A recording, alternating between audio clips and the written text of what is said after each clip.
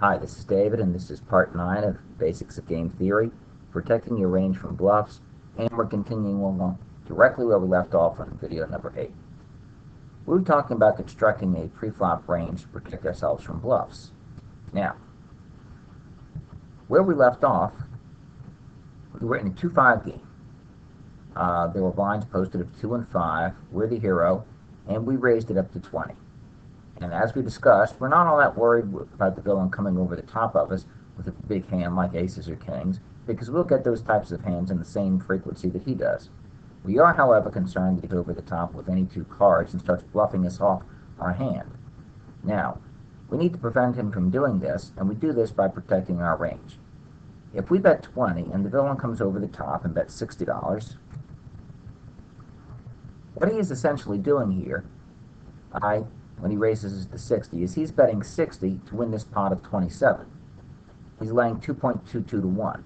If he's laying 2.22 to 1, he makes an automatic profit doing this with any 2 cards if we fold more than 69% of the time. This means we must be able to continue at least 31% of the time.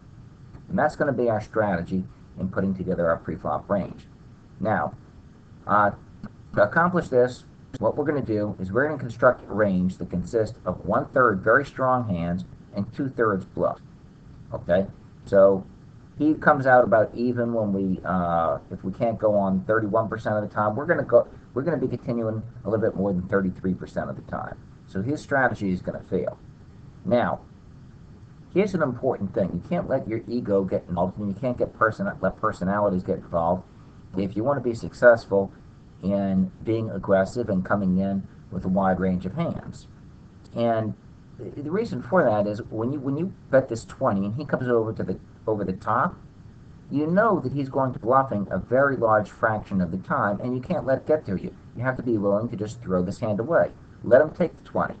After all, he needs you to fold more than 70% of the time in order to make this to be profitable. So why should you be concerned with stealing your $20? You shouldn't be concerned at all, because 1/3 of the time you're going to have a very strong hand and you're going to get his $60, and you're going to come out ahead. He'll be pursuing a losing strategy if he starts to try to bluff you off your hand with any 2 cards, and he starts coming at you too frequently with that. So let's examine this now. Okay, you got your ego in check. You're going to make bluffs. You're going to try to be strong in the game. You're going to try to dominate the fish, and you're not going to get into any pissing match against somebody in late position who 3-bets you. You're just going to throw away your hand quickly, give him the pot. That's okay. 1/3 of the time, he's going to have a nasty surprise. Now, let's look at our premium hands here. We have aces, kings, queens, and ace-king. Pocket pairs have 6 combinations, and non-pairs have 16 combinations. Thus, these hands right here represent 34 total hand combinations. If these premium hands are to represent only 1/3 of our range, it means that our total opening range should be about 100 hands. Okay? You can expand on that later, but this is what I recommend you start with right now, especially for live full ring games. And this is approximately a 7.5% range. You're going to be opening with about 7.5% of your total range. Now, I'm going to show you the way to do this and the way not to do this. Okay? Let's open up Poker Stove for a minute. Now, we said that we're going to be opening up with about 7.5% total. Now, here are our premiums: aces, kings, queens, and ace-king.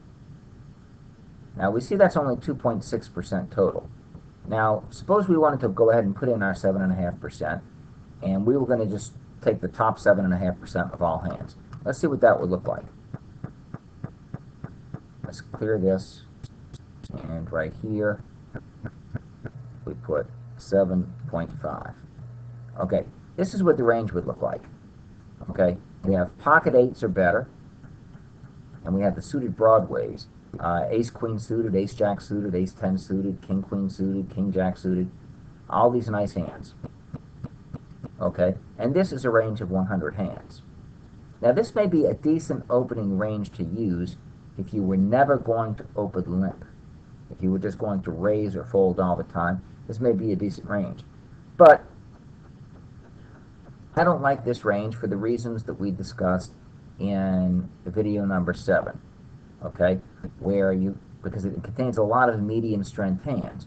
You have pocket 8s, pocket 9s, pocket 10s, king 10 suited, king jack suited. These are all rather good medium strength hands. So why bluff with good medium strength hands that you wouldn't mind seeing a flop with against a number of opponents? To me, it doesn't make sense. What we should do here is we should have 3 classifications of hands. Okay, actually 4 classifications of hands. You have your premium hands here, which consist of your aces, kings, queens, and ace-king. Okay, then you have your second tier hands. Okay, and these second tier hands are good enough to limp. Okay, pocket 8s, 9s, 10s, jacks, queen jack suited, king jack suited, king 10 suited. All of these are hands that are strong enough to limp. So we're going to take these out of our opening range. Okay, we may leave some sort of strong hands in, like ace queen suited, and maybe even ace queen offsuit, because it doesn't play particularly well in a multi-way pot. But we're going to take those other hands out, and we're going to replace them with hands that are not quite good enough to limp in with. Now, what would those be? Now, let's look at candidates. We're going to look at what our candidates' hands for these ranges are.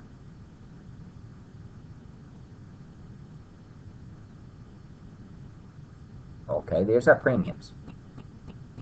But we're going to consider hands that are not quite good enough to limp in with when you're first in line. We're going to say small pockets, small pocket pairs. We're going to say small suited aces. We're going to say suited connectors, suited one gaps. Okay? Now, those hands there, make this a little bit bigger so it's easier to see.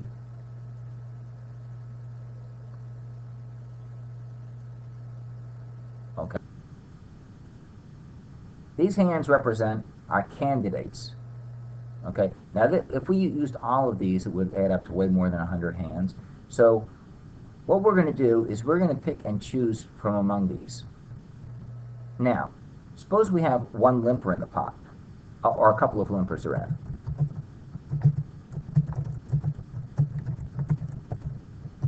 Okay? When we have a couple of limpers in, some of these hands become good enough to limp over, like the small pocket pairs, small suited aces, and suited connectors. Those become good enough to limp with. So if we have a couple of limpers, we no longer want to bluff raise with those. We'll use hands that are worse, like our suited one gaps. Okay? We'll talk about this more later, but basically, when you're bluffing preflop against a bunch of limpers, you want to use the best of the hands that you would otherwise fold. You would not use the hands that are good enough to over limp. You raise with the best of the hands that you would normally fold. Okay?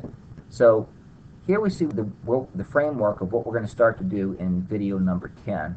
We're going to go through these hands, and we're going to put together a sample range, and I'm going to try to explain a little bit why certain candidates are good and certain candidates may not be good.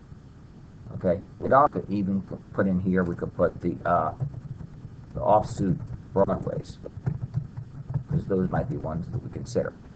Okay, that's all for now, and I'm going to continue directly with this in video number 10. But we have a 10-minute limit here. That's all for now.